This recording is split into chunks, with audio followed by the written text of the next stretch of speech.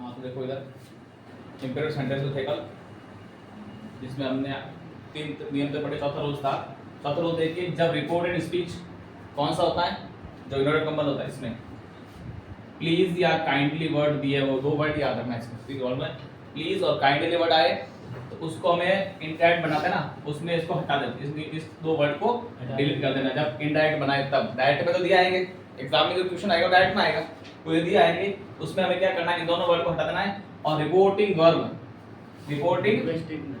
Reporting verb ये वाली जो रिपोर्टेड पार्ट में दी होती है, उसको हम रिक्वेस्टेड बदल देते हैं। यानी जब हम बनाएंगे तो इस शब्द को तो डिलीट कर देंगे।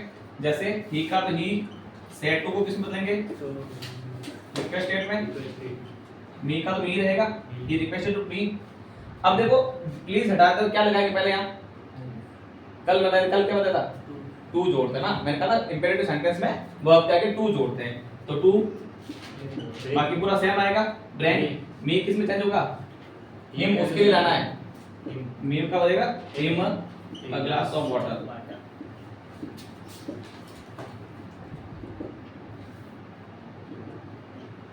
इस तरह से टाइप बनेगा। दूसरा, सी सेड टू सीता, उसने सीता से कहा काइंडली हेल्प मी, कृपया मेरी मदद करो। इसको सी का तो शी रहेगा, सब्जेक्ट है, सेड टू का रिक्वेस्टेड बदल देंगे और वापस ऑब्जेक्ट रहेगा सीता। काइंडली हटाएंगे तो to help her, help Sita सी है ना, सी का ऑब्जेक्ट क्या बताएं, हर, इस तरह से मी का हर हो जाएगा। एक मिनट पढ़ने यहाँ इंपेरेटिव सेंटेंस आधा पूरा होता है, इसमें केवल कुछ काइंडली वर्ड वगैरह, कुछ थे टू टॉस वगैरह, हेल्पिंग वर्ब के शुरू होने वाले वर्ड थे। अब आते हैं आधे लेट से शुरू होने वाले वर्ड, कुछ ऐसे वर्ड होते हैं लेट से शुरू होते हैं।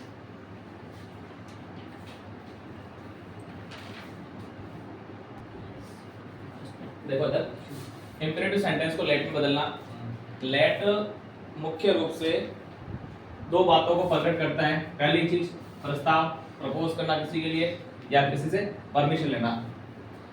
अब इसको बदल लेंगे, हम क्या करेंगे, प्रस्ताव, यदि लेट का प्रयोग प्रपोज के लिए हो, किसी को कोई किसी पर्पस की, पर्पस अलग होता है, प्रपोज अलग होता है, प्रपोज के लिए होता है तो रिपोर्टिंग वर्ब को प्रपोज्ड या सजेस्टेड, इसमें 2 चीज है ना, किसी की जगह लगेगा कि कोई सुझाव दिया जा रहा है, बात ही अनुमान सेंटेंस का जो पर्पस होगा वो प्रपोज दे होगा, है ना, लेकिन ऐसा फील होता है कि सजेस्ट को सुझाव दिया जा रहा है, तो हम सजेस्टेड लिखेंगे, या प्रस्ताव का इस भाव आ रहा है वहां प्रपोज लिखेंगे। और कब, जब केवल वो रिपोर्टिंग वर्ब दी, जब प्रपोज को बदलेंगे, जब दी हुई वो सिंगल वर्ब दी हुई, तो यदि उसके साथ में ऑब्जेक्ट आ जाए तो आपको उसके साथ में टू ऐड कर देना है। यदि रिपोर्टिंग वर्ब में ऑब्जेक्ट दिया हो जाए, जैसे सेड टू मी वगैरह, अगर अभी सेंटेंस में सेड टू मी, तो उसमें मी ऑब्जेक्ट हो जाता है, ऑब्जेक्ट आने पर तो साथ में टू ऐड करेंगे और सजेस्टेड के साथ भी टू ऐड करेंगे। एग्जांपल आए तो समझ आ जाएगा ये आप। तो लेट्स को हटाकर कनेक्टिव वर्ड दैट का प्रयोग करेंगे, लगाते और लेटस या लेट्स को हटाकर we they should first form का प्रयोग करेंगे, है ना, लेटस आएगा, लेट्स आएगा, दैट लगा करके क्या चाह देंगे उसकी जगह वी या दे लगा देंगे, शुड लगाकर फर्स्ट फॉर्म का प्रयोग करेंगे। ठीक है, एग्जांपल देखते तब सब क्लियर होगा ये।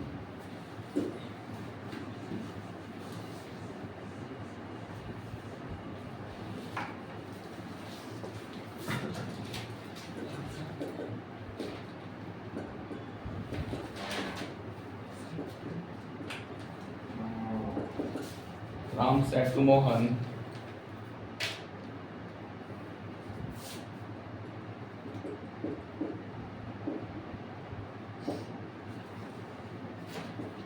let us go for a walk.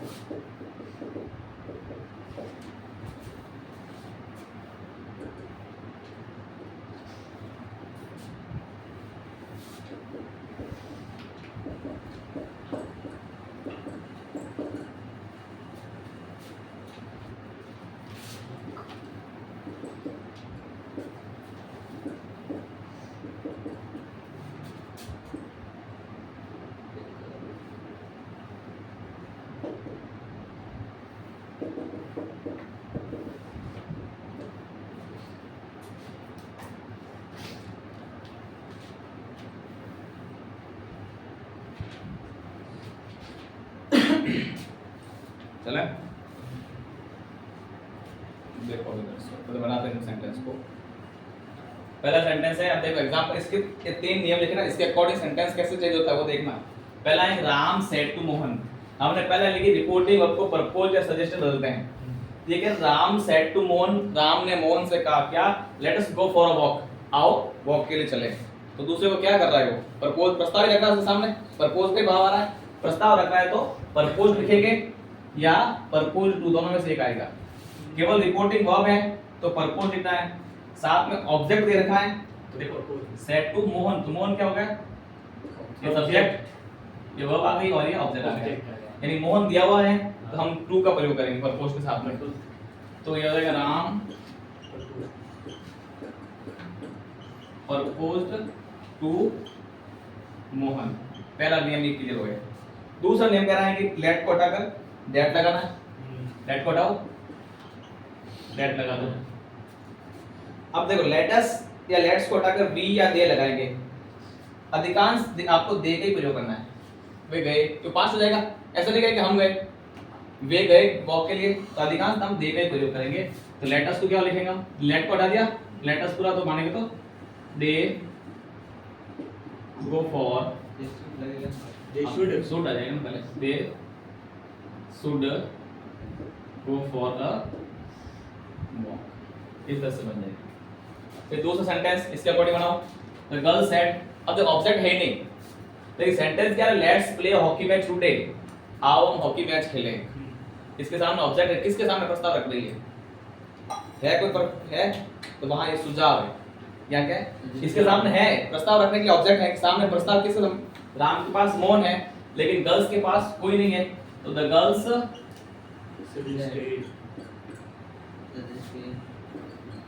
Suggested या आपका ऑब्जेक्ट है नहीं, सजेस्टेड दैट, और लेटस को किसमें बदलेंगे, they should play a hockey match today, को किसमें बदल लेंगे, दैट डे, लिखो ये इस तरह से रूल्स के अकॉर्डिंग साथ साथ इस प्रकार चेंज किए जाएंगे।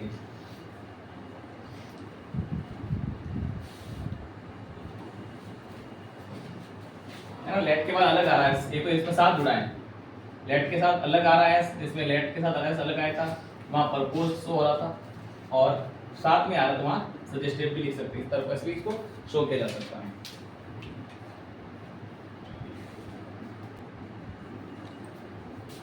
देखो इधर दूसरा परमिशन के लिए है, यदि लेट का प्रयोग अनुमति के रूप में हो, कोई परमिशन मांगने के लिए आपसे प्रयोग कर रहा हो, तो रिपोर्टिंग वर्ब को रिक्वेस्टेड बदलते हैं तो, और दूसरा लेट को टू लेट कर देते हैं, दो एक तो रिक्वेस्ट बदलना और लेट का टू लेट करना, जैसे ही रिक्वेस्टेड हिज फ्रेंड, ये रिक्वेस्ट सेट टू का रिक्वेस्ट हो जाएगा पूरा, ये रिक्वेस्टेड हिज फ्रेंड, लेट को बदलेंगे टू लेट, मी का क्या हो जाएगा, ही के लिए आ रहा तो हिम हो जाएगा, लेट हिम गो होम, इस तरह से ये परमिशन का चेंज होगा।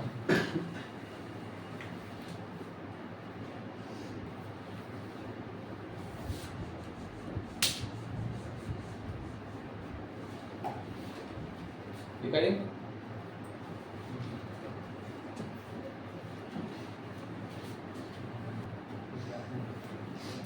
देखो इधर ऑब्जेक्टिव सेंटेंस वैकल्पिक प्रश्न।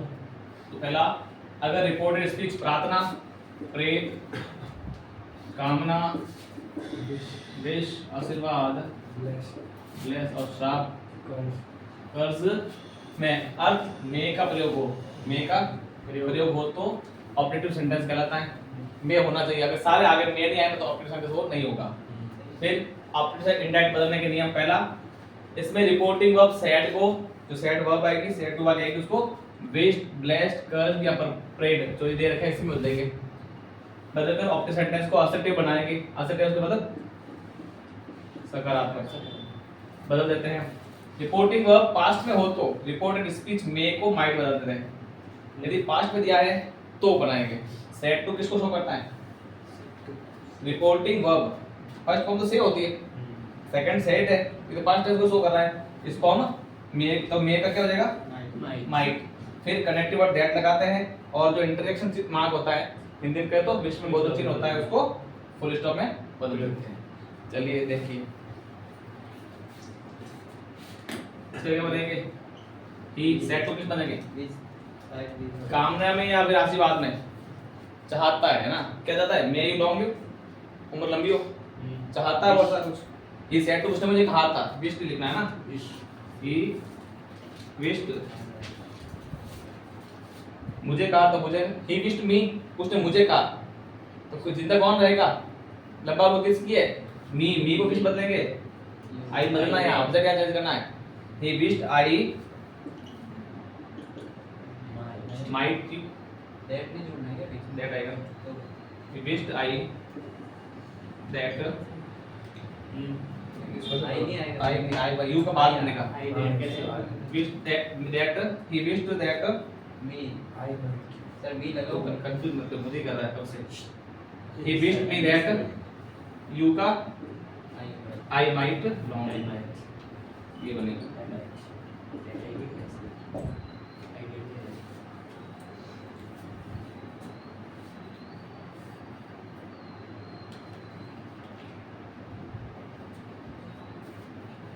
एक एग्जांपल से कर लेता हूं ना, एक याद रखना।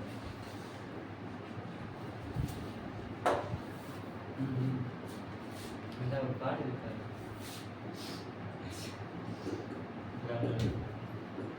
नहीं लो बता।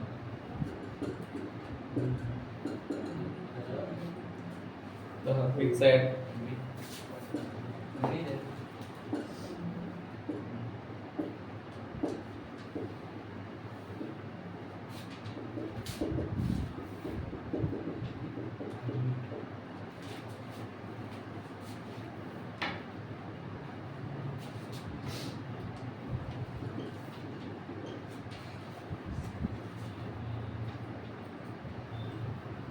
the hermit said, may you all go to hell, है ना? तपस्वी ने कहा कि तुम सब नरक में जाओगे, तो क्या दे रहा है वो? कर्स, श्राप ही दे रहा है। तो the hermit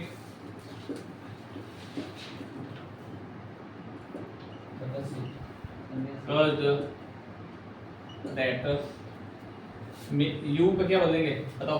अब you all लिख दिया, अब यहाँ तो आई बदल नहीं सकते, दे तुम सब जाओगे, बाद में कहो तो वे सब जाएंगे दे ना, they all,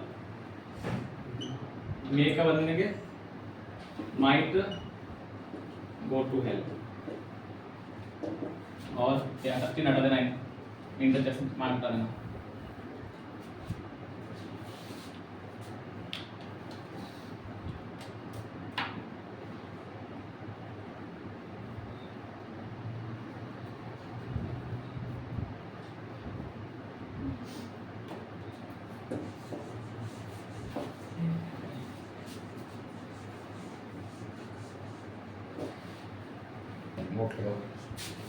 heading my work. चलिए नेक्स्ट नोट, शुभकामना व्यक्त करने के लिए विश का प्रयोग और साथ के लिए कर्ज को बताइए आपको। प्रेड का प्रयोग ईश्वर की प्रार्थना के लिए होता है, प्रे करते हैं। अब प्रेड वाला सेंटेंस नहीं बना लेते। He said to me may God help you, उसने मुझे कहा भगवान तुम्हारी मदद करेगा, तो भगवान से हेल्प मांग रहे हो। He prayed that God may help you, sir ये मी का है। हाँ? मी नहीं लगेगा। मी लगाए नहीं वापस, मी का यूज वापस नहीं करना है। That God might help you, भगवान तुम्हारी मदद करेगा, बस। ऑब्जेक्ट वापस यूज नहीं करना है इसमें ऑब्जेक्टिव सेंटेंस में। खत्म खत्म हो गया। कहाँ हुआ? अभी तो आ रहा है। क्यों इतना लंबा देगा? सर यू को नहीं बदलो। हाँ? अरे नहीं बदलना समीर का ऑब्जेक्ट वो नहीं काफी कम खुशी है। लास्ट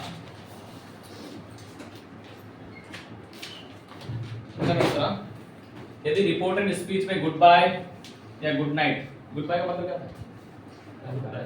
हमें जाएगा अच्छा भाई। अलविदा क्या होता है? गुड बाय अच्छा बाय है, गुड नाइट यानी अच्छी रात।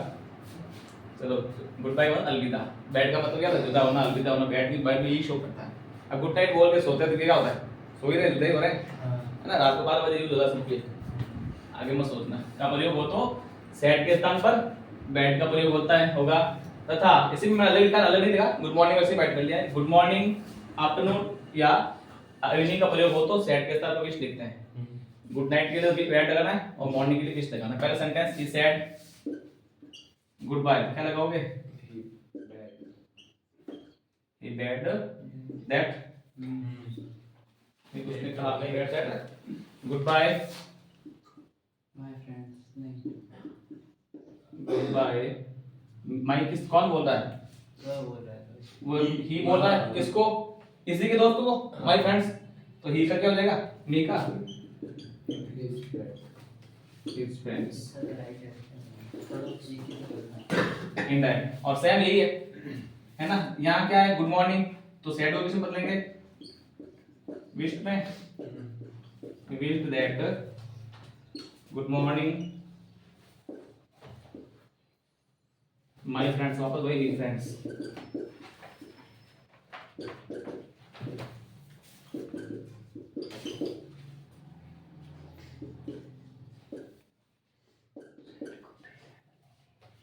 ठीक है,